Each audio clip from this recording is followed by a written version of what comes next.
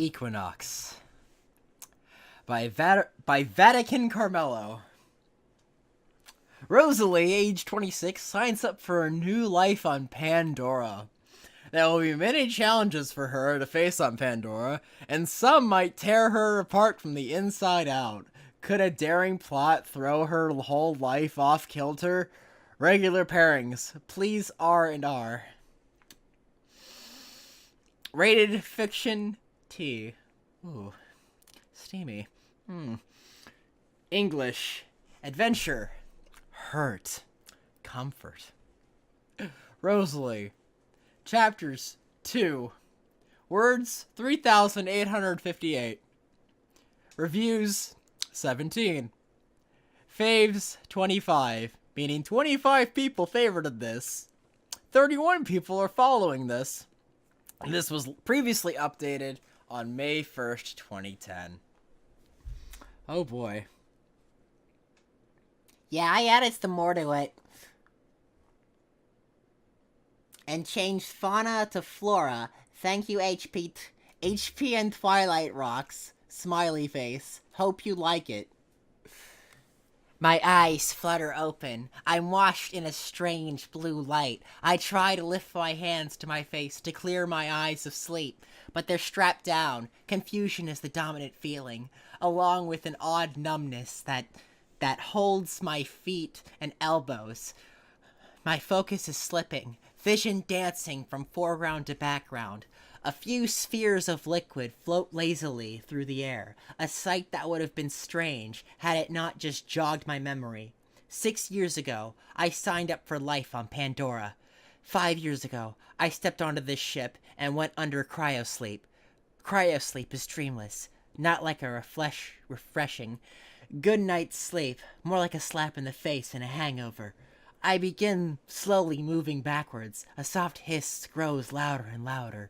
Bright, white light floods into my cryo chamber. I wince and squint in the bright light that is intensified by the silver and white that surrounds me. Hello, Sleeping Beauty. A man in a white outfit greets me, unclipping the bonds that hold me by my elbows and shins. I smile at him, giving it a sarcastic edge. "Why, thank you," I say, my voice sounding strange and alien from lack of use. "I'm rather gorgeous, aren't I?" My attendant laughs and shakes his head. I scowl at him. "When are we going to get there?" My patience slips the moment he shakes his head to the fact that I am, indeed, stunning to behold. It'll still be a few months yet, he says matter-of-factly, before turning his back to me and helping the passenger to the right. You've been in cryo for 5 months, 5 years, 4 months, and 67 hours. Another attendant shouts to all the passengers that are already outside of their cryo chambers. You'll be tired and hungry, he shouts again, calling everyone's attention to his words. Actually, I honestly don't feel like doing a bunch of fucking voices for this. I really don't. It's a fucking Twilight fanfic. I don't give a shit. If you feel nauseous, please move the receptacles below. I close my eyes for a moment. He was right. Tired and hungry. Very hungry. Someone floats up beside me, tapping my shoulder to get my attention. You're Rosalie Lillian Hale, aren't you? I don't feel like saying that whole thing. Oh, fuck it. I'm gonna have to do it anyway. It is a male. I turn to around to my face, my accomplice. Edward Mason, is it not? I ask politely. He looks like a nice man, not the kind that would kill as many on this ship may end up doing. Edward chuckles. Yes, it is. Might you be a new scientist? My eyes narrow. What makes you think that? Perhaps I'm a little too vehement. You don't really look the type to be running around and killing anything that attacks a group. He trails off, leaving us in an awkward silence. Well, you'd be correct, I say, smiling brilliantly. I'm worried that I may have given him a bit of a scare with my out-of-the-blue mood change. Edward chuckles nervously, clearly put on edge by my mood swing. He keeps his silence rather than saying something stupid. Clever boy. I take it you are doing the running around and killing anything that attacks the group. I smile sweetly. Edward chuckles. Yeah, I'm lucky to have an avatar body. Very few are fortunate to have gotten one. I heard that something went wrong with the last batch of bodies, and they have to cut off most of them. I guess some of the bodies were remade on this flight, but I think it'll still take a long time for them to mature. He trails off, noticing my slightly dazed expression. Wait, what? Oh, sorry, I don't actually know how the avatar thing works, seeing as I was never offered a pilot body thing, and I was too consumed with other things to attend to, I say apologetically. He nods. I honestly don't care. I tend to bore people quite a lot. This, I laugh at. But I would have thought that you'd know more about the Avatar program as you're a scientist. I specialize with flora, so I'll be spending more time poking and prodding plants from Pandora than tearing them from the ground. I frown in distaste. That will be the hardest part, watching the other humans tear up the plants and trees so that they can mine for their stinking unobtainium. I'm going to point out how fucking stupid the name unobtainium is, and it's fucking canon. But moving on. I see, Edward says, glancing up as an attendant floats in our direction. You two may want to head to the improvised gym, the attendant says, sternly. We wouldn't want any weaklings floundering about on Pandora and screwing over our whole project. He floats off in another direction to badger a different group of passengers. Rude, I mutter, turning back to face the bronze-haired man that I had been speaking to previously. Well, we'd better head down to lift some weights before we get scolded even harder. Maybe they'll throw toilet paper at us. I scoff indignantly and half swim, half flail to the metal grates that separate the different levels of the equinox. I shimmy towards the opening in the grate, just about ready to kill someone if it means an easier way to move around the ISV. Coming, Edward? I call behind me, hoping that the male was following behind me. I still needed someone to talk to. Besides, he hasn't complimented me yet. I'm actually kind of happy that this is Blue People Avatar and not the other one. So I feel less terrible about this. It's been 3 months since we woke from cryosleep. On the dot. We're being herded into a Valkyrie shuttle platform so that we can actually get to the surface of Pandora. A fat lot of good just sitting here like bumps on a log would do us.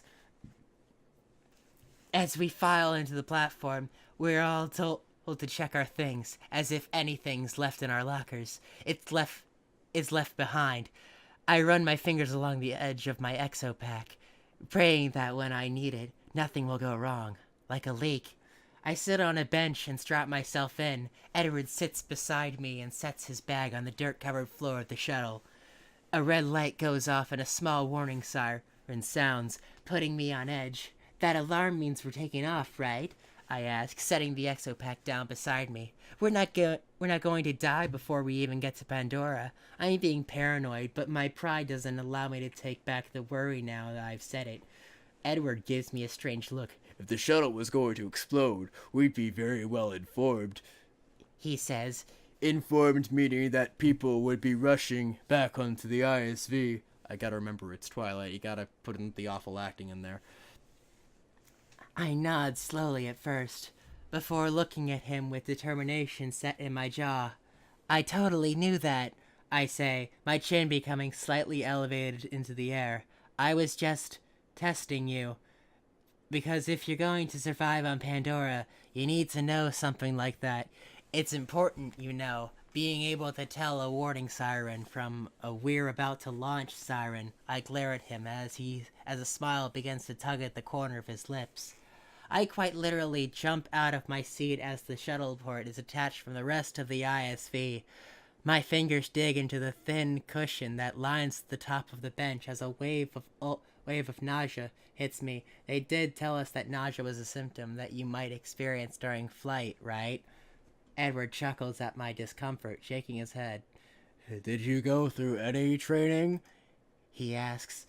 I glare at him venomously, daring him to say anything else. He seems to get the message and looks at the other passengers, though his brazen smile is quite visible. I roll my eyes at his immaturity and make a point of shuffling a little ways away from him. The cushion that lined the bench was a dark, sick-looking green. It's hardly comfortable to sit on, and I know that I'm going to have to for the next few hours as we head in towards the new base. I remember hearing stories about the first base, Hell's Gate. At first the name had come across as strange, but I soon figured out that it probably fit. Pandora being hot, somewhat wet, and incredibly dangerous, it seemed to exceed the description of hell. I recall stories from when I was younger, about 6 years old, about Pandora. By then, anyone who went to Pandora and survived the first time had come back with their chilling tales of being kicked off the planet. From what I heard, there was a huge, unprovoked attack by the natives that killed many, including an old family friend whom I only knew as Miles. When everyone returned, they made quite the effort to get word out about the savages known as the Na'vi.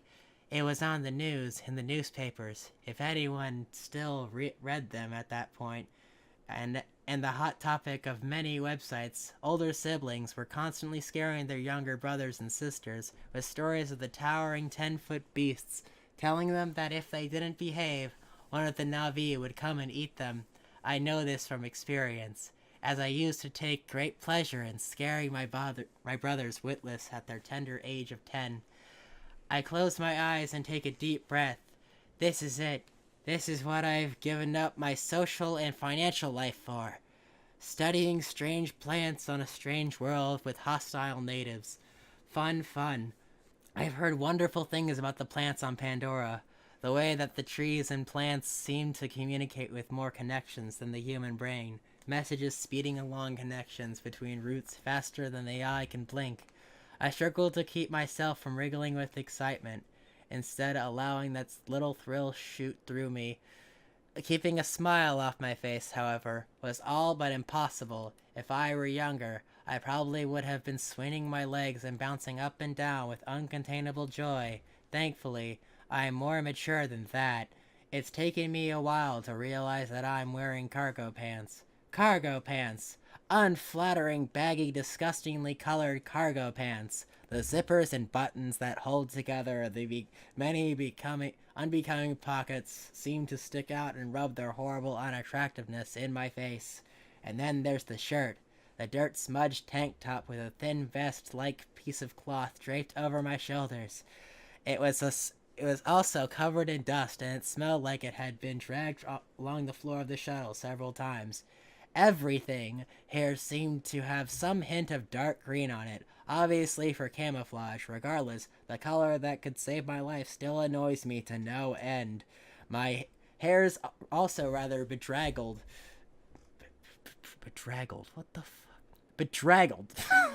Jesus Christ. Tied back in a lopsided and sloppy ponytail. Stray locks of golden hair flies out in many directions. Some hanging beside my ears and others, at least last time I checked, curved up and down, starting from the elastic and tugging at my scalp. I pull a couple strands further out of the binding that the elastic provides, as they were slowly and painfully being yanked from my scalp by the elastic and movement of my head. Hours meld together as we approach the strange moon. I stare at a spot on the ceiling as I think about home. A place I won't see for another 4 years, at the very least. The first thing I think about is a dear friend that I have left behind, Vera. She's happily married, at least she was when I was still on Earth, and has a gorgeous child. My thoughts sweep towards my family, my 2 younger brothers, my father who detested me going to a distant planet where I will most likely die or get seriously injured. God, I can only hope. And my mother, or a nanny, as the nanny that used to be for my brothers slipped into the position of mother several years before I left. My heart sinks as the reality of what I'm doing seeps past the hype. I might die. Me, the most likely gorgeous person on Earth, might die. A crackling voice over the intercom tears me from my self-absorbed thoughts. My thoughts are bittersweet as the static clears and the voice can be properly heard. We are approaching the stratosphere of Pandora. Alright. So we're going to the next and only chapter for this. Okay. So this is not too long. I'm blowing through this rather quick, actually.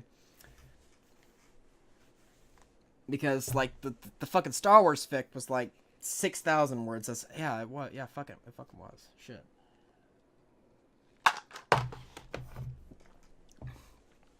Sorry for the long wait, crying emoji. I was building up tension, question mark, XD. I intend to have other chapters soon on their way. I won't fail, I swear. Besides, I'll hate myself if I let the story die. Well, it does seem that you hate yourself already. Congratulations. Congratulations, you hate yourself. Congratulations. Congratulations. Congratulations. Everybody clap. Congratulations. Congratulations. I don't have to read much more of this story. Awesome. Fantastic. Amazing. Beautiful. Fucking beautiful. Beautiful. Yes. Beautiful. Pandora. The Valkyrie shuttle has launched itself from the shuttle platform, sending us rocketing towards Pandora. Soon enough, the shuttle is skimming along the tops of the tree, which is evidently very high up. I crane my neck to see into the cabin, the only place with windows. My breath is stolen away by the sight that is in front of the pilot's seat. Trees, birds, and larger creatures soaring through the air below us. I only catch small glimpses of them before they disappear from sight. Something ruins the view, however. A plume of dark gray smoke rises above an unobtainium mining site. The co-pilot's voice crackles over the intercom once more. We are over the main unobtainium deposits now, it said, popping and cracking as the connection struggled to stay together. The base is approximately 17 clicks northeast. At this speed, I know that we'll get there in no time. Another mining site appears, much to my distress, soon after we pass the first one. With the knowledge that we will land quite soon, I reach for my exopack. My heart rate skyrockets. Where is it? I scan the bench, searching for the life-saving device. I spot it on the floor, on the other side of the, passenger area. I unbuckle myself and half-crawl, half-crab walk my way to retrieve it. It isn't a long scuttle, only long enough to earn myself a few strange looks. Great, I'm crazy already. Standing, I try to look dignified as I take the 3 steps back to my seat. Keyword being, of course, try. The Valkyrie gives a startling jolt, and I lose my balance almost instantly. A few people behind me chuckle as I scramble on to my feet, and quite literally jump forwards to the bench and strap myself in. I roll up my sleeve and examine the bruise that's forming below my elbow. It's not anything life-threatening, obviously, but the ugly purple and black blotch will be the bane of my vanity until it fades. I can just tell. Masks on, people! My heart pounds as I slip the mask on over my face. There's a soft sucking noise as the filtered air rushes into the cavity between my face and the glass. I run my hand through my hair, my anticipation becoming almost impossible to contain. I allow a small smile past my defenses. Wouldn't want to look like a schoolgirl going on a field trip, would we? No, this is Pandora. And if what has been said about the planet is right, there's death around all corners here. Thanators don't care if I was a botanist. The Na'vi probably don't either. There's even more danger now that there are less Avatar drivers as escorts, and we aren't about to get help from the indigenous. No, this isn't a field trip at all. As soon as the hatch opens, a wave of humid air sweeps through the hold. We get into a line and jog to the main building the very second the hatch hits the wet ground. Mud squelches beneath my boots as I run, but from the cracked fragments of dry mud I can tell that it was blistering hot only days before now, a very subtle reminder that conditions around here are ruthless. A screech from above nearly makes me trip. I steal a quick glance upwards and see what is probably the most terrifying thing I've seen in my life. A large blue and red lizard bird swoops towards a Samson helicopter, getting within a few feet of the spinning blades before fainting back. A rough shove from behind me pulls me back to the present. "Move it," someone snaps. I realize that, in my awe of the great Pandoran creature, I had slowed to a near stop. I bite back a sharp reply and run for the building again. The ground changes from mud and grass to solid pavement. To my left, a large hole in the chain-link fence is being repaired. I shudder to think of what had ripped through the metal and past the other defenses. AMP suits are being driven, lifting heavy objects for construction. Several small buildings are arranged around the largest, as though they're supposed to be connected. Step left, step right, left, right, left, right. My section soon reaches the doors of the large centerpiece of a building. We file in, never once uttering a word of stepping out of line.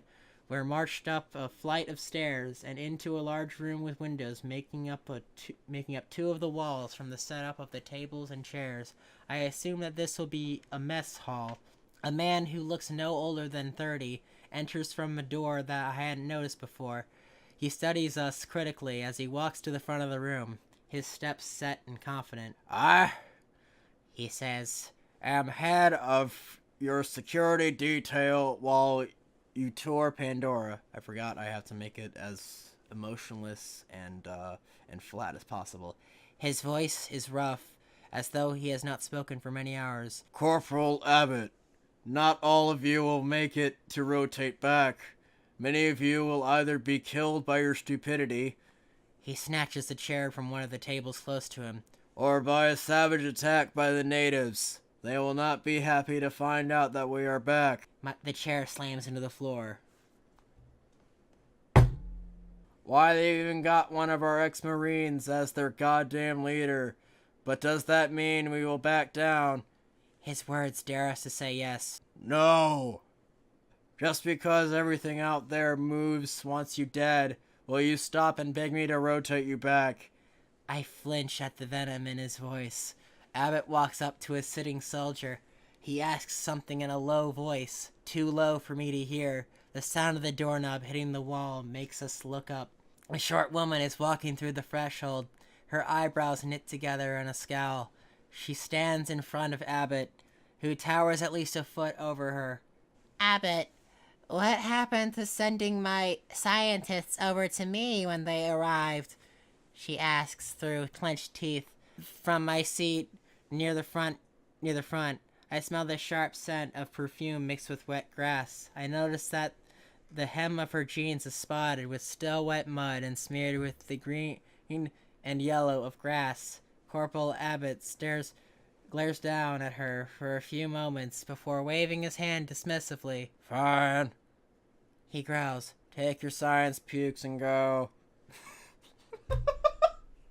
A few people around me stand up and start to pick their way through the crowd. Sit down until I call your name," the female snaps. She draws a folded paper from the pocket of her jeans, unfolding it and clearing her throat. Faces are matched to names as, one by one, a party of scientists gathers at the front of the room. "Rosalie Hale," she said, looking up through the crowd and waiting for Rosalie to stand.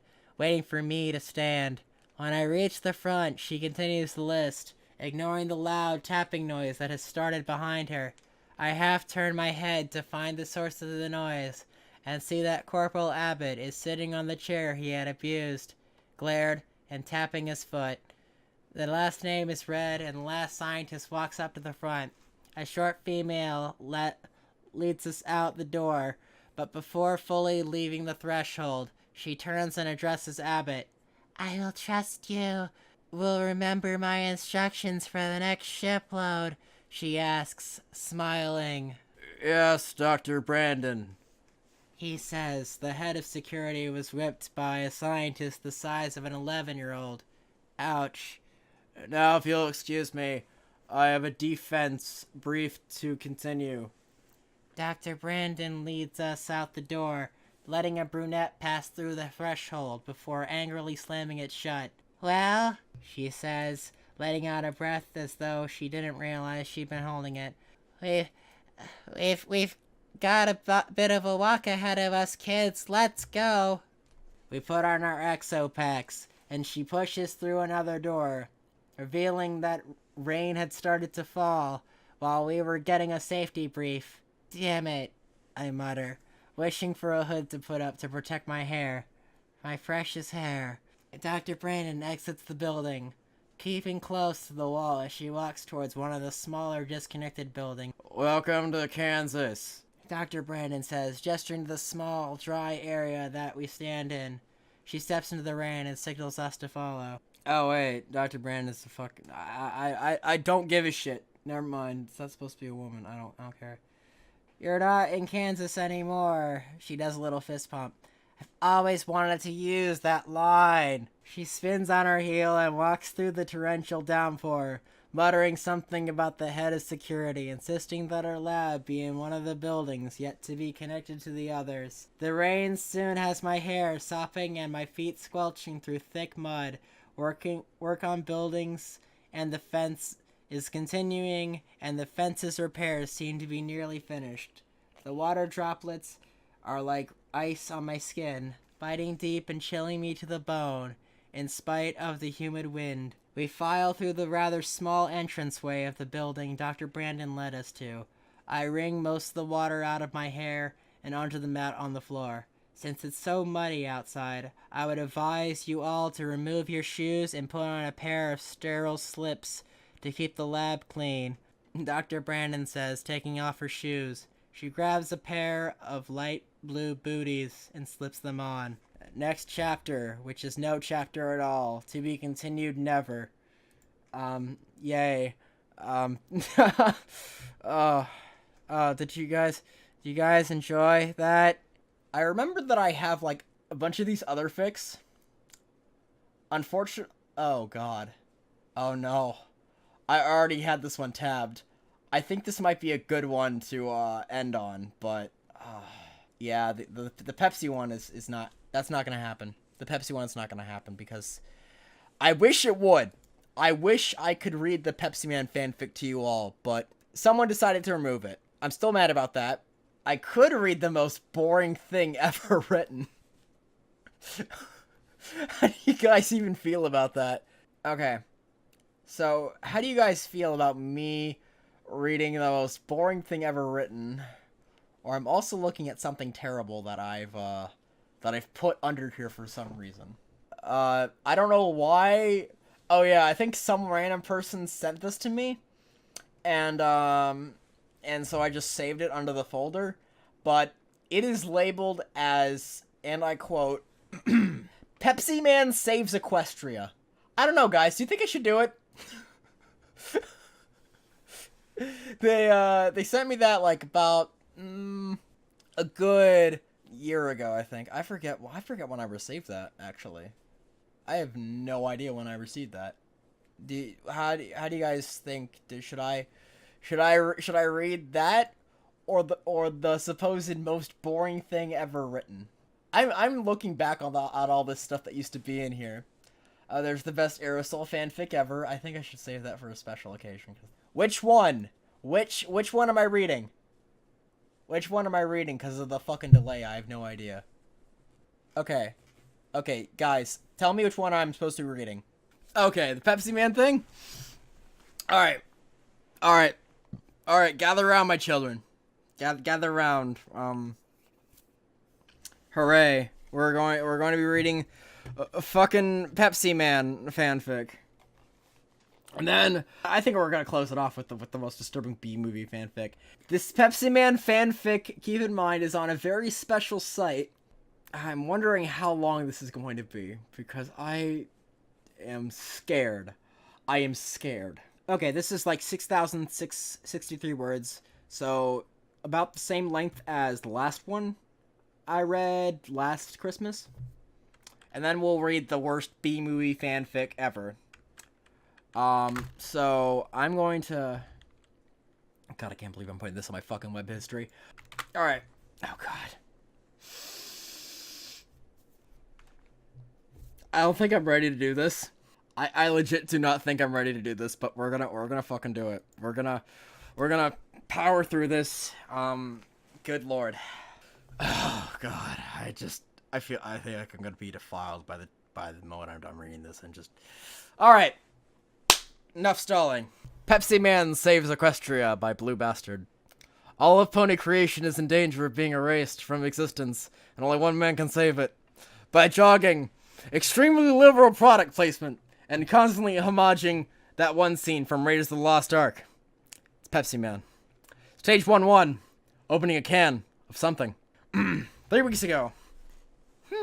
Sakura said it should be around here somewhere, mused the princess, slowly working her way through the woods. She was still relatively close by to Ponyville, and the zebra alchemist had explained this thing she'd found was in a safe area free of poison, joke, or manicore ambushes. By the way, guys, for anyone here who watches My Little Pony, I legit give no fucks about canon voices. I legit do not give a shit about My Little Pony. I watched it for one season and I find it's not my thing. I do not give a shit about it.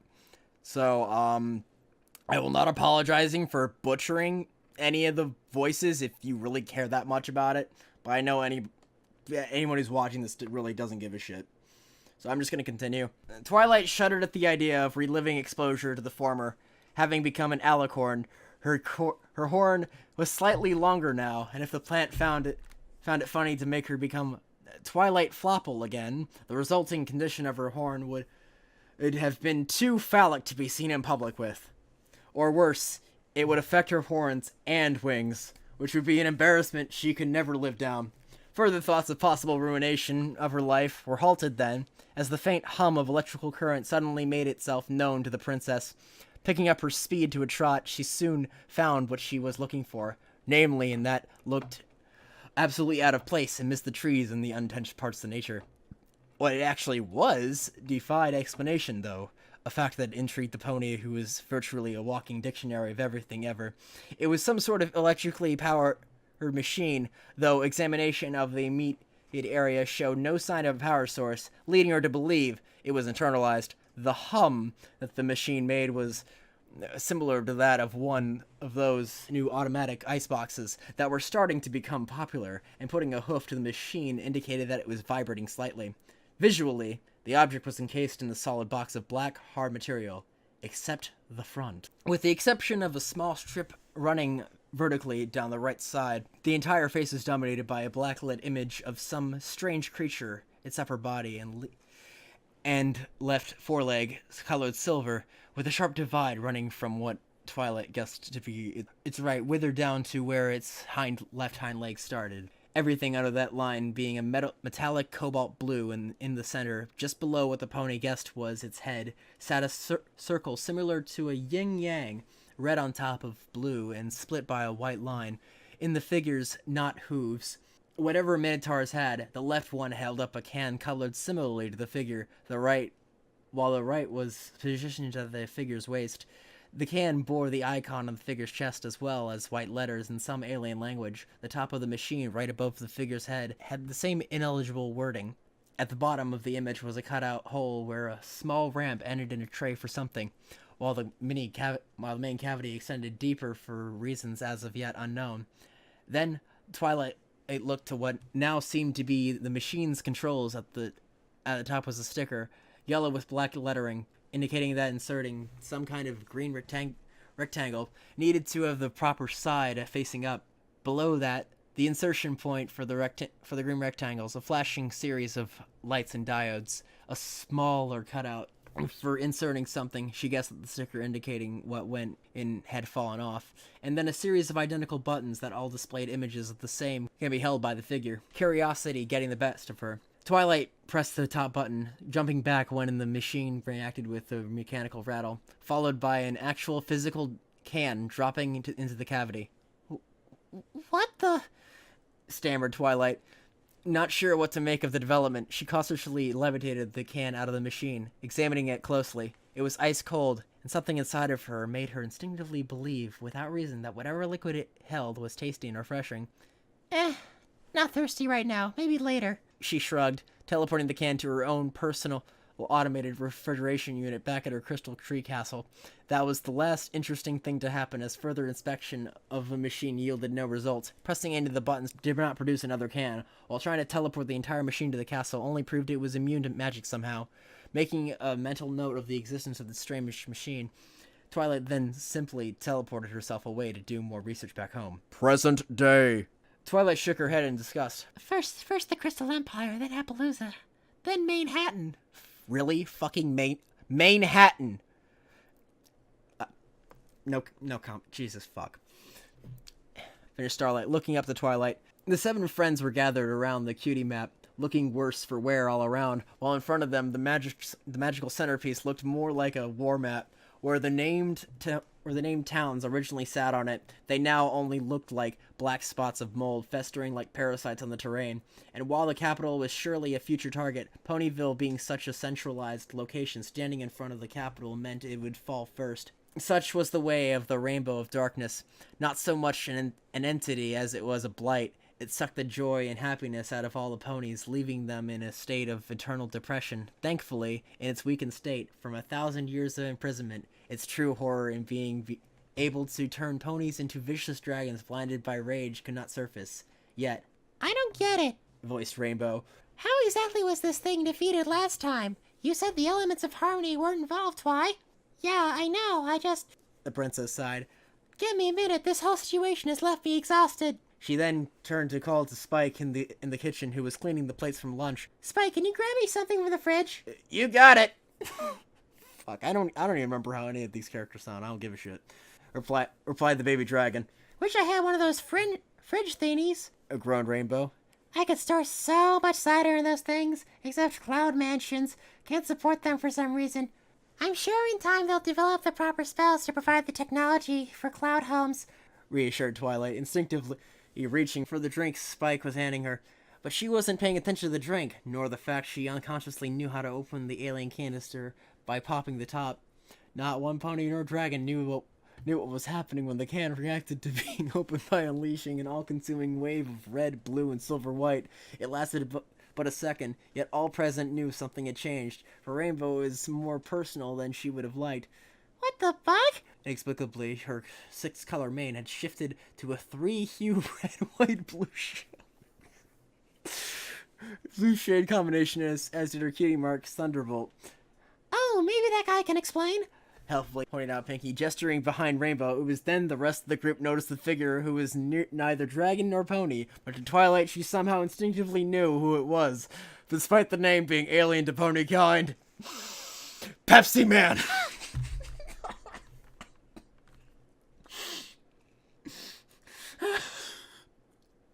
At the same time, in the Everfree Forest, a gray-coated Pegasus with special eyes, the local male mare, landed next to the mysterious machine Twilight had found 3 weeks prior. Despite being exposed to the elements, the machine was still in immaculate condition, a detail the mare didn't pay much mind as she hooked up a series of jumper cables to a harness. Once done, she then took out a letter that had instructed her to do this, and it was instructing her to do more. She didn't know why she was doing it, but it felt right. Thus, using the improvised harness for the machine, she easily lifted it up and off to a new destination. Twilight couldn't believe it. Despite seeing this figure on that machine in the forest where she'd gotten the can 3 weeks prior, there was no way she should have known what its name was. Hell, even with knowing its name, she didn't know its species, or a whole bunch of other things, like how it breathed without a mouth, why opening that can had summoned it here, and why only Rainbow seemed to have changed color. So, of course, she opened her mouth to start the deluge of questions, but suddenly the ground violently shook beneath them. Oh no! Uttered Fluttershy. It's here! But, the rainbow can't move that fast! Panicked Applejack. Now what are we going to do? I'm just instinctively doing this. I don't fucking know. In rationality, only known to her, Pinky calmly turned to the mysterious tall biped as if he was the answer. So, Mr. Pepsi Man person, not pony guy, sorry to bother you, but you wouldn't happen to know how to stop some kind of ancient evil force from making all of us into depressed caricatures of ourselves, like, immediately, would you? Can you do something, Pepsi Man? The figure put one of its not hooves on what could be presumed to be its chin, as if pondering the question, then crossed its arms and nodded. Pinky leaped up in joy. Don't worry, girls, we're saved. Rarity was unconvinced. But it is a he, right? Regardless, he didn't say anything. How did... She didn't get to finish as Pepsi Man then spontaneously started jogging off and went out the front door as if hell-bent on doing something. We probably should follow him to make sure he doesn't make things worse. Exclaimed Starlight, and every pony, I forgot they used the term every pony, and it hurts every single time I see it. And every pony else agreed they were not prepared for the sight outside the door. However, as all of Ponyville now was transformed in the same vein that Rainbow Dash was now Pepsi Dash. Pepsi.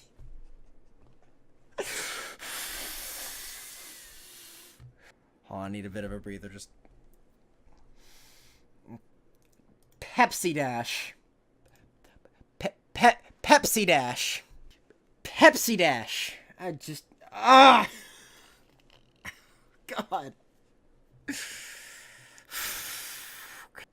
Whew, okay.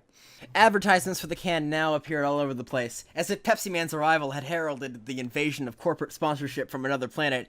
In fact, for whatever reason, the cans themselves had popped out of thin air and were hovering above the ground, and Pepsi Man evidently was running in a path those cans predetermined such that he could collect them. How is him running around collecting cans going to stop the rainbow? Asked Applejack. Pinky shrugged. I don't know. Something just tells me he's a professional and does this a lot, though. So we should have faith in him. And as completely unfounded and idiotic it was to actually believe that statement, the ponies couldn't help but agree before as a group setting off behind the silver and blue runner to help if need be. To that end, they seemed to be the only ponies interested in helping him, as should be expected. Once again, in the throes of Apocalypse How, the general populace of Ponyville was in total anarchy. Inexplicably, many ponies kept throwing themselves in Pepsi Man's way from doorways, windows, side alleys, and mailboxes, but he, in turn, precisely slid under them or leapt above them as he knew the movements through rote practice, all the while continuing to follow the cans by this point, possibly having some disembodied voice chant his name over and over. The ponies couldn't stop to listen to confirm that or not. Ducking in and out of cross paths and alleys, Pepsi Man and his pony followers nimbly dodged the almost scripted obstacles posed by the scared citizens of the town. At few instances, ponies pulling carts frantically fled the town, the contents spilling behind them and forcing the carbonated crusader to make split-second decisions lest he trip and fall on his face. Okay, seriously, what are we doing this for? Whined Pepsi Dash, not paying attention to where she was going and thus ending up with a banana peel in her face. At this point, I think we'll only know if this works, whatever we're doing, replied Starlight. Suddenly, despite the current road splitting off in opposite directions, Pepsi Man leapt over a row of bushes and toward several homes. Concerned about this change in direction, the ponies nonetheless followed and ended up chasing after Pepsi Man through several homes before realizing too late that they were on a direct course right into Rarity's house, which had the door open for some reason. No, I know I closed that thing when I left, observed Rarity, having jogged his way through a good number of homes already. Pepsi Man had made no attempt to avoid this one, even rapidly increasing into a dead sprint right through the doorway, even though it then led him to smashing through the back wall and having inexplicably ended up wearing one of Rarity's dresses and her eye mask. This strangely made him move erratically, as if his concept of left and right was switched, but he easily resumed his constant pace, matched by now equally fancy-dressed ponies and dragon in his wake. He's headed for Sugar Cube Corner, exclaimed Applejack. Indeed, it would appear the mysterious cans led right for the bakery, which, to every pony's surprise, somehow currently bore host to the local muffin-loving mail mare and the strange machine that dispensed the cans in the first place. Without even so much as an acknowledgement, Pepsi Man slowed down to a stop in front of the machine and pressed one of the buttons. A can identical to the one he had been summoned from clattered into the tray at the bottom, which he then picked up and somehow drank from without even popping the tab. The fact that he didn't appear to even have a mouth also raised many unanswered questions. Hold on, all this nonsense was so he could get a drink?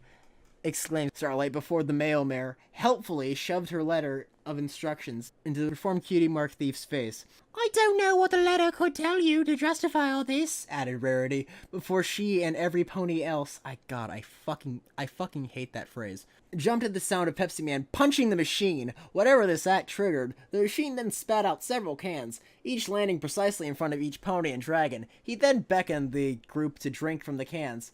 At this point, I'm just going to admit it, admitted Twilight. Oh, fuck. Whatever. He was already forming theories that perhaps this Pepsi Man character was in fact an alternate dimensions version of Pinky. Reluctantly, the rest of the group followed suit, popping tabs and then downing the contents in one go. For some reason, not only did this immediately reinvigorate their spirits, but they knew to entirely trust Pepsi Man as being there to help, and that somehow everything that had been caused upon his arrival was related to the drink he was associated with, a carbonated soda called Pepsi. Wow, that was like Expedition in a Can or something.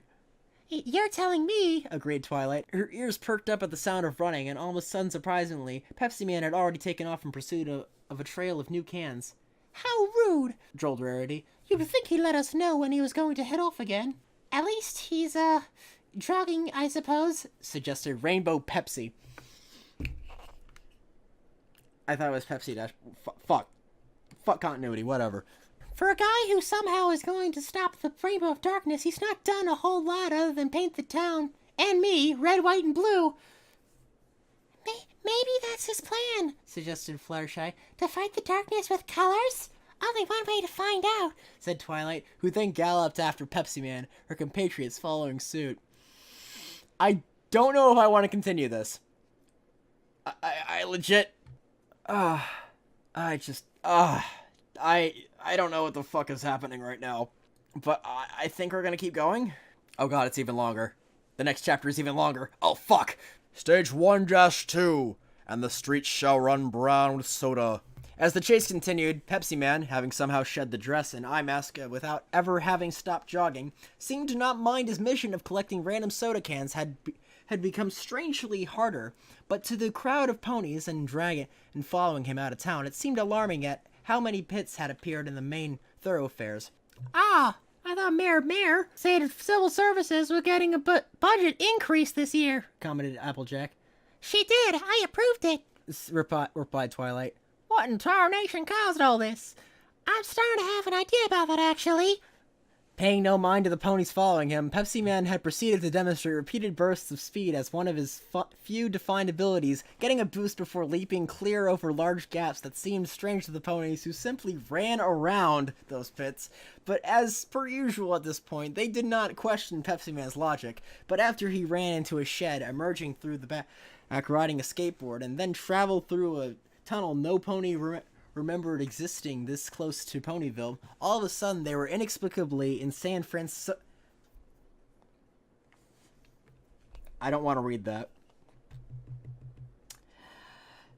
San Francisco. Okay. Now I'm really confused, said Starlight, realizing with the others that they too were now riding skateboards down the hills of the coastal city, hundreds of miles away from Ponyville, even though none of them actually knew how to ride skateboards. Twilight, darling, spoke Rarity. Do you think this Pepsi stuff has anything to do with this odd series of events? I certainly don't recall it being advertised on literally every building in San Francisco. The last time I was here for the Girl-Deli Square fashion show. It does seem odd, agreed Twilight. The Rainbow of Darkness isn't anywhere close to the sea, so why...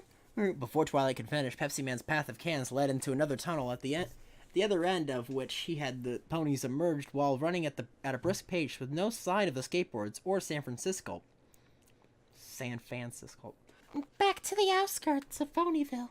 There it is! Squeaked Fluttershy, who immediately came to a dead halt in her tracks. Unfortunately, she also somehow was in the front, and by stopping so suddenly caused a traffic pile-up behind her. But no pony could complain about as they were horrified at the sight before them. As if the world had been cut by a knife, were the leading edge of the rainbow's area of influence, and the rest of Equestria was as visibly marked as could be imagined. The normal color of the ground and even the sky stopped where the wall of concentrated negativity, ill will, fear, and general lacking of common decency seemed to render everything past that point as desaturated as a picture from a century prior, where the only color that mattered is brown. Undeterred by the massive wall of depression in front of him, Pepsi Man merely stood stoically for a few seconds, as if letting the rainbow's edge closer a few centimeters. Spontaneously, he then shoved his left palm toward the wall, emitting a strange fizzing noise, and then, to the pony's initial horror, the entire world turned brown. And not just any brown, no, all the world had become was the image of delicious, refreshing Pepsi. Speaking of which, this episode is in fact sponsored by Pepsi. Please go buy a Pepsi. I'm hoping to eventually make money off of my my future advertisement, in which I have not actually gotten a sponsorship deal, but I'm relying on the possibility of getting a sponsorship deal so I can make money and pay bills. Just as quickly as it had begun, the world of Pepsi vanished and the ponies found themselves and Pepsi Man standing right outside Twilight's castle, with Ponyville looking no worse for wear in its mostly red, white, and blue coloration, and the Pepsi adverts as far as the eye could see. But more importantly, the wall marking where the rainbow of darkness had been was gone, too. "I don't believe it!" exclaimed Twilight. "It actually worked! Whatever you did, Pepsi Man!" Glancing down at the Purple Princess, Pepsi Man merely nodded and gave a thumbs up. Suddenly the ground lurched violently. "Oh no, here we go again!" moaned Fluttershy, but it was not the rainbow of darkness, but instead the garish giant star mounted atop the castle. Somehow it had become dislodged and now tumbled down toward the group. As expected, they all screamed and scattered, but bizarrely, the oddly shaped ornament only rolled after Pepsi Man, who by that point was already running away with the star giving chase.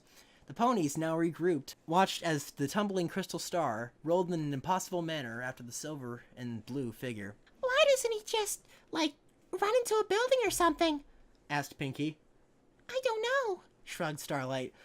"Maybe he just likes running all over the place."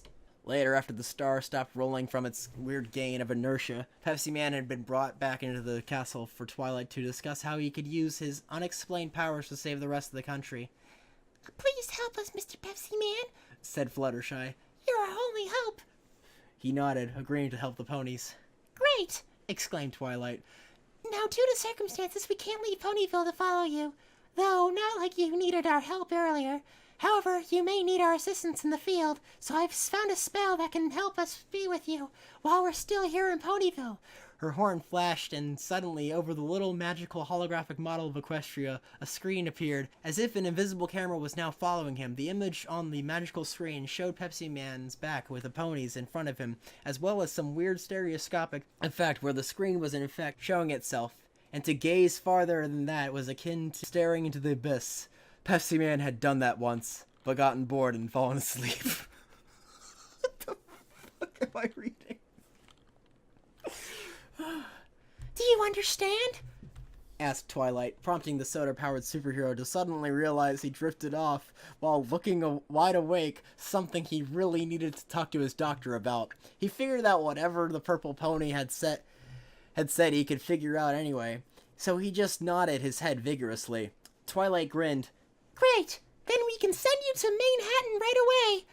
Before he realized what he'd just agreed to, Twilight's horn flashed again, and suddenly, Pepsi Man was Pepsi gone. Whatever doubts Twilight may have had about Pepsi Man having heard a word about her explanation of how the screen worked for him, they fell to the wayside as several problems made themselves appear quite literally on the screen, as evidenced by them being brightly colored while Pepsi Man was running through the bleary, desaturated landscape. "What's with the timer counting down?" asked Spike, sipping on a can of Pepsi he'd acquired through means unknown. "I know this whole thing is a race against time, but not that literally." "I have no idea," answered the confused princess. No matter which direction Pepsi Man turned, the counting down series of numbers remained stationary above his head. Worryingly, they were indicative of a minute being left of time for Pepsi Man to reach his destination, which the exact placement of was unknown, but the equally inexplicable distance meter indicated that he was over halfway to his destination. "Hey!" exclaimed Pinkie. "Maybe Pepsi Man can ask that smaller Pepsi Man for help. She pointed to the lower right-hand corner, where a little Pepsi Man faced towards the ponies. He seemed to be nothing more than a static image, and to the left of little Pepsi Man was a sideways 8 for whatever reason. Or, you know, her, deadpanned Applejack, referencing how Derpy had somehow appeared unharmed by the presence of the Rainbow of Darkness, with the Pepsi machine from which Pepsi Man had retrieved yet another can, which he was in the process of consuming the contents of. I seriously have no idea how she was doing that, said Starlight. She's fucking British now, I don't care. The paper she's following for all this, the only thing it had written on it was XD. Rarity looked skeptical. An X and a D? What does that mean? Extra delight? Extra delicious? Extra dangerous, more likely, interrupted Rainbow, as now the screen showed Pepsi Man having fallen through a sewer cover and was now running through Manhattan underground. Seriously, what gives with this extremely hostile and covered in Peps? The advertising changed to Manhattan. We've all been there and it looked nothing like that. Well, whatever the cause, I think Pepsi Man is equipped to handle it, confidently said Fluttershy, who proceeded to take a sip of her Pepsi Brain and Guzzler helmet. Good. So much fucking product placement in this, Jesus. Yeah, since he's, somehow gone from the sewers to the rooftops, added Rainbow, noting how the silver and blue figure did his palm thrust to Pepsify the world before plunging to his doom. Seriously, what is this guy's deal? Pinky shrugged before downing the 2-liter of Pepsi Lemon in one swig. No! Idea! About 2 hours later, the ponies, who had since gone from trying to help by shouting through the screen to Pepsi Man to just idly watching things like a TV show, noticed something else about the screen. All the while, the silent speedster had since saved Manhattan and now was running for his life from a herd of ballerina dancing buffalo on his way to save Appaloosa. What's with the counting cans on the left there? Asked Rarity, busy knitting a scarf in Pepsi colors. Good God, man. Ah, jeez. Strangely, amidst the barren and occasionally dotted with Pepsi billboards wastes, there were cans for Pepsi Men to collect, and each can he collected incremented the side counter by 1. I mean, if Debbie was flying around that machine to give him cans to keep going, why? Maybe it supercharges him to do those bursts of speed or something, suggested Twilight while sipping her tea that was oddly soda flavored. I want to die. I want to die. Is that what this spinning circly thing is for? Maybe, I'm not quite sure, really. Indeed, no matter what Pepsi Man's actions were, neither he nor the spinning icon seemed to have any effect on one another. Given it disappeared when he did his palm thrust and clear out the rainbow from the plain settlement, its presence seemed to be trivial at best. Also, why on earth does the screen focus on the front of him when he's getting chased down by something? Asked Starlight, taking a large swig from her Pepsi-branded Bootstein. Kind of hard for us to help him if... Let's be fair here, interrupted Spike. We're sitting around drinking soda none of us have ever heard of before, while watching a guy run around drinking soda and doing our jobs for us. How are we actually relevant to this at all? Starlight thought for a moment, then shrugged. Yeah, I guess you're right. While the other ponies were lazily watching Pepsi Man save the Crystal Empire, lounging around and drinking Pepsi products of all types, Twilight was more awake, noticing that Pepsi Man was navigating obstacles that seemed suspiciously similar to those in the previous settlements that he'd saved. Is it just me, or does it seem like something else is going on with all this? More than just the rainbow of darkness making every pony moody and depressed. You mean how there's a bunch of billboards for Pepsi in the Crystal Empire when a city that had vanished for 1,000 years shouldn't have that level of advertising in under 2 years? Suggested Starlight. No, that's ridiculous. Advertising is naturally part of any urban center. I would figure the Crystal Empire playing rabbit and catch-up is perfectly normal. Twilight took a long sip from her yogurt What the fuck? There's no way. Okay, there's no fucking way that yogurt Pepsi is fucking real. There's no fucking way that yogurt Pepsi is real. Hold on. It's a cracked article. Should I click it? I don't like cracked. Oh my god, it's a real fucking thing. What the hell? What the hell is this? Yo, what the fuck is this? What the actual fuck is this? How is this a real thing? What the fuck, man? How is yogurt Pepsi real? What the fuck? No, I feel like the degree to which things have physically broken down is something well, every pony except you, Starlight. It was before you came along and countered before. Fair enough, I suppose, replied Starlight, now drinking a can of Pepsi Retro. I know what you mean, Twilight, said Rainbow. I get the feeling we've seen Dancing Buffalo before. I'd say ain't the Crystal Empire and the Buffalo Nations on opposite sides of Equestria? Pointed out Applejack, referencing a Pepsi Man was now skateboarding down some underground crystal cavern on the backs of Berlerna Buffalo, alongside Derpy, who had somehow brought the machine down there. So Pepsi Man was doing all that while sipping a can of Crystal Pepsi. Applejack felt it necessary to down another bit of 1893 original cola to comprehend the screen's content. Doesn't necessarily mean anything, countered Rarity between sips of her Diet Pepsi. We had that nasty bugbears show up for the other month, and those are only native to the mountains to the far northeast, next to the Griffin Lands. Okay, seriously, how does this even work? Sighed an exasperated Starlight. I've been forcing ponies to live without cutie marks in my town for longer than Twilight has lived in Ponyville, yet even though I admit I probably was responsible for that place being boring as all hell, why exactly does all the interesting disaster type stuff just avoid that part of northeastern Equestria and otherwise make a beeline straight for this town? I legit do not give a fuck about any of the canon in this show. I don't give enough of a shit. Maybe it's because there's a giant crystal bug lamp or something in the shape of a treehouse, castly drawing them in like flies, dryly commented Spike. No, it's not a bug lamp. There hasn't been any problems with the changelings since the wedding. Speaking of problems, interrupted Applejack, looks like Pepsi Man already just got rid of the rainbow for the good out of the Crystal Empire. As she seemed to be the only one even watching the screen at this point, she was correct in that Pepsi Man had surely saved Equestria and freed it from the threat of the Rainbow of Darkness. The fact he himself was now under threat of a Pepsi can-shaped block of crystal rolling after him in a straight line, firing little versions of itself at his feet, he did not seem to come across as a problem. Whenever he gets back, maybe he can help us figure out how this whole mess got started. But he doesn't say anything, exclaimed Rainbow. All he does is run around drinking Pepsi and shoving his palm at things. The fact he pretty much effortlessly did our jobs for us and saving Equestria that way notwithstanding, I'm sure I can figure something out, said Twilight. Actually, interjected Pinkie, I don't think you need to. Look at the screen.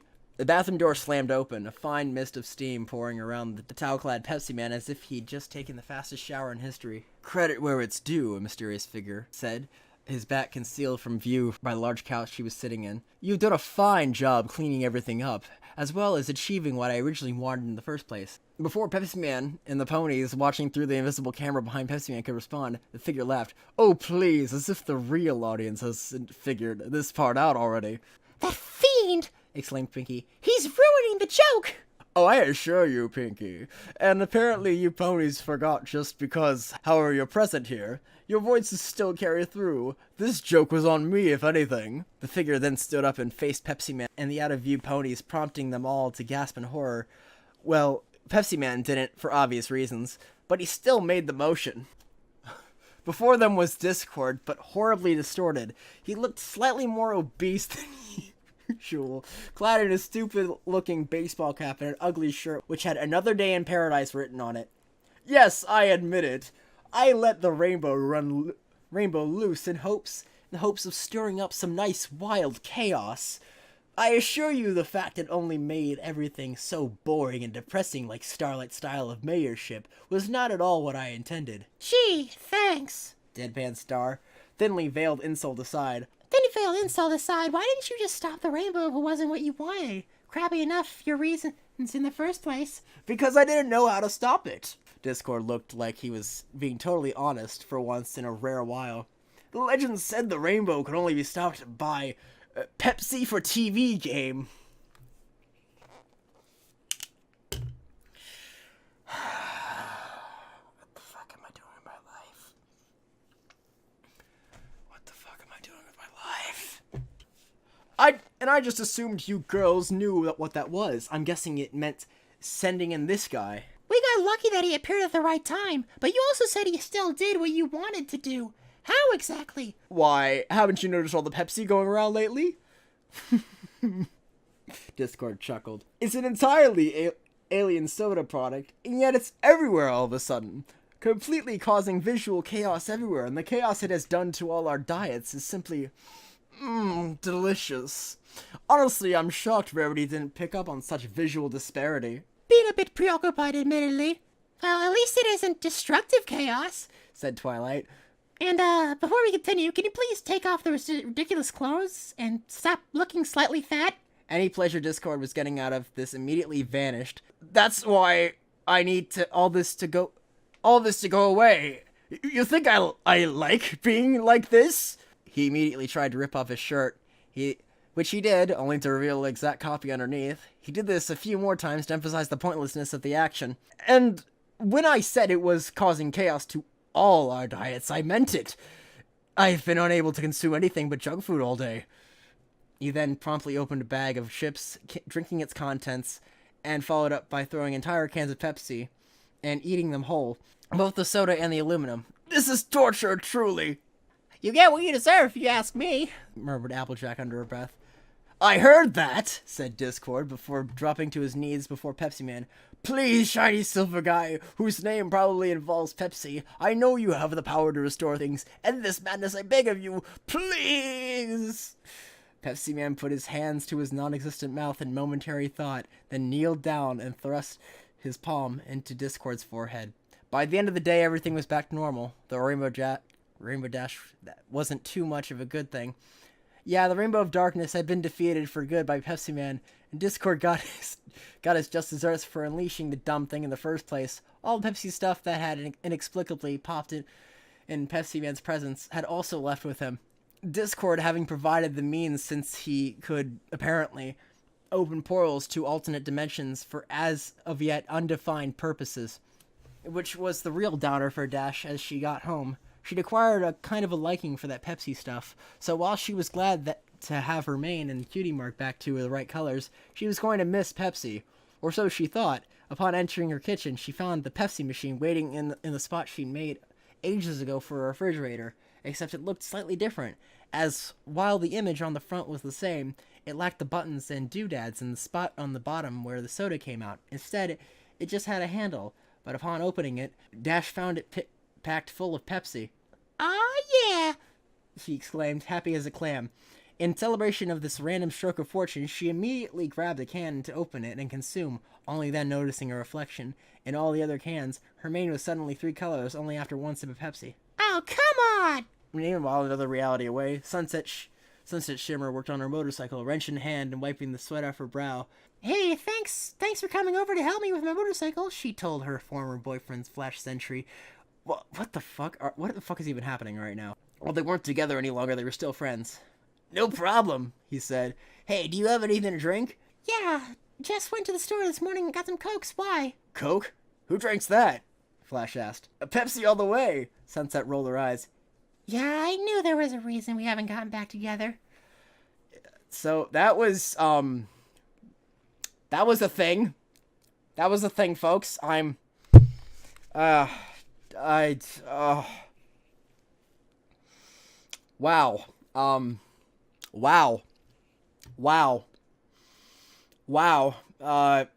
Fucking. Wow. What the fuck do I say to that? What the fuck do I say to that shit? No, we are not doing anything involving Equestria girl. That's what that's about. Yeah, I still don't give a shit. So, as I've promised, I promised you guys that I would read one more. God, I have so much awful things here. Sweet Christ. I'll probably save the most boring thing ever for next time, but we're gonna finish everything off with a bang. Oh, sweet. I think I've read this before. Oh God. This last one is called She Wants the Bee. Oh God. I love death so much. I'm looking at this and I'm not liking it already. She wants the bee. Barry, are you sure? Vanessa gasped. She and Barry had been together for a year. She loved him.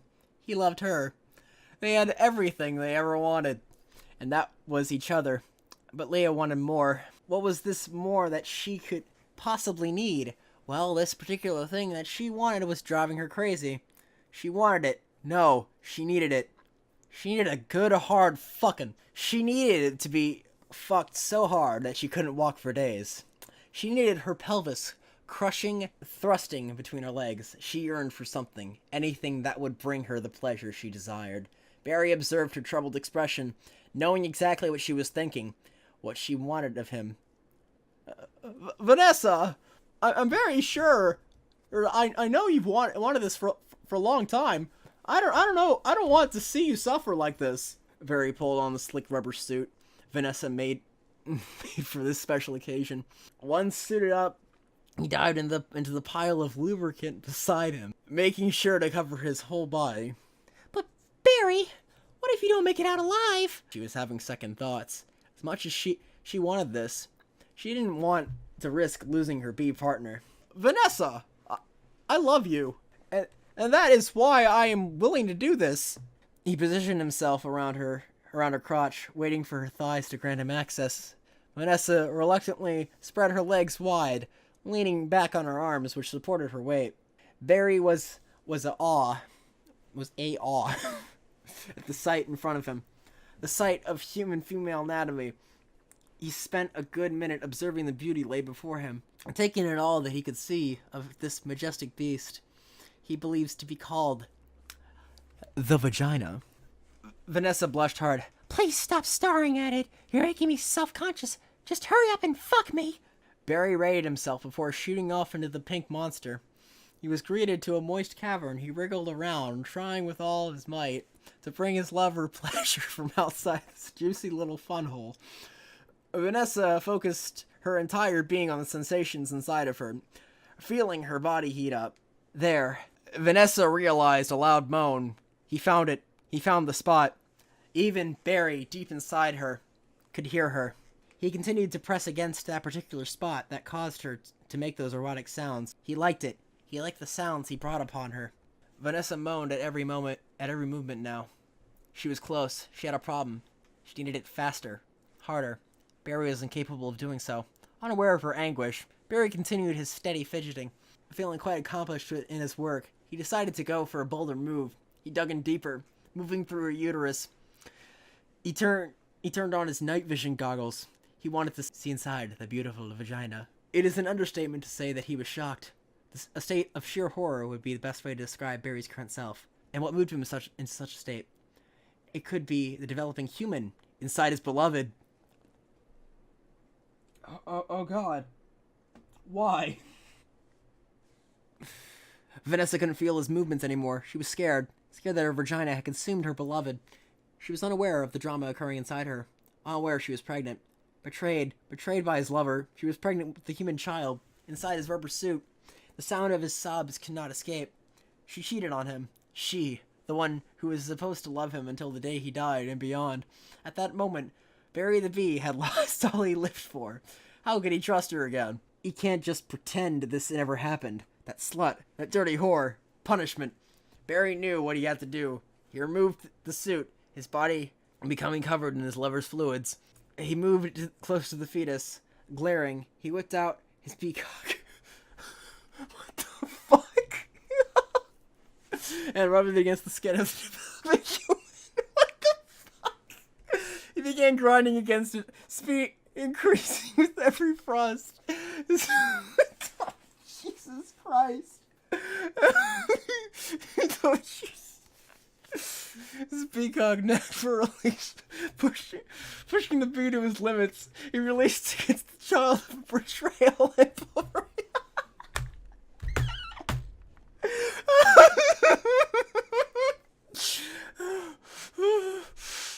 pulverizing his peacock in the process. He moved over to the heart, pressing his stinger against it, killing both himself and the fetus. Oh, Jesus Christ. Vanessa couldn't handle it anymore. She reached inside of herself, feeling for her lover in the rubber suit. She pulled out an empty suit. Gasping, she returned to feeling around inside herself. It hurt, but she didn't care. All she needed was to retrieve Barry. She grasped something, ripping it out of her with the force of 1,000 nuns. 1,000 nuns! She stared at what she pulled from inside her. She saw Barry. He was dead, but that wasn't it. There was a fetus. Barry was attached to the fetus. Her lover and her unborn child were dead, and their bodies in front of her. She picked up the fetus, inserting it back inside her. At least, I can at least try and save you. Back in you go, baby. She sobbed. She picked up Barry. How could she try and save him? There was a loud noise from behind her. She hastily turned her body to see some douchebag in a stupid ass cap. There was cameras. What the fuck is going on? Vanessa, you just got punked, Ashton said a little too enthusiastically. He then proceeded to tell her about the entire setup. The way Ashton planted the baby inside her as she slept. The way Ashton plotted to make them believe she was... What the fuck? Both believe she was pregnant. The way Ashton stalked them for days beforehand, knowing about their plan for weird-ass human-on-bee sex. You motherfucker! Vanessa shrieked, climbing to her feet. She swings at the annoying man, landing a hit on his nose, but bones crushing under the pressure of the punch. Barry is dead! She took him down, overpowering him with these. She unzipped his pants and positioned herself. What the fuck? No! Positioned herself over Ashton. She raped him with all her might. She raped him. Her thrusts conveying anger at the man. Ashton lay there, unable to move under the power of Vanessa. Tears running down his face, he begged her to stop. He could feel his pelvis cracking, but she didn't listen. Vanessa let out a final moan, screaming, "Ah! Shrek is love! Shrek is life!" as they rode out her orgasm. The cameramen fled as she stared them down. From the way the cameramen saw it, they escaped with their lives. Ashton lay there, pathetic and powerless. This only pissing Vanessa off further. He needed further punishment. She grabbed the lifeless body of the unborn child, tearing off Ashton's pants completely, and with a dry hand forced her entire fist inside his ass.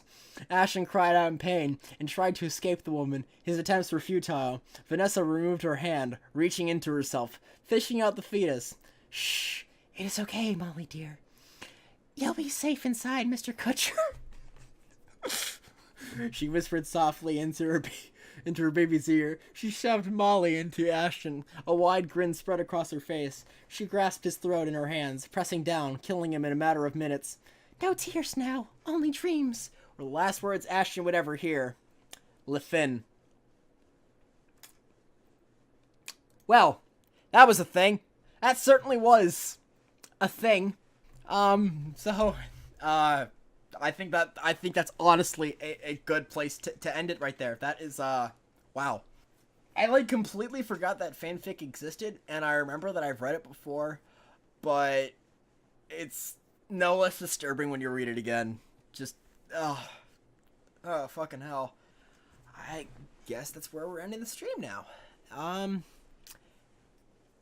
Happy solstice, you filthy pagans.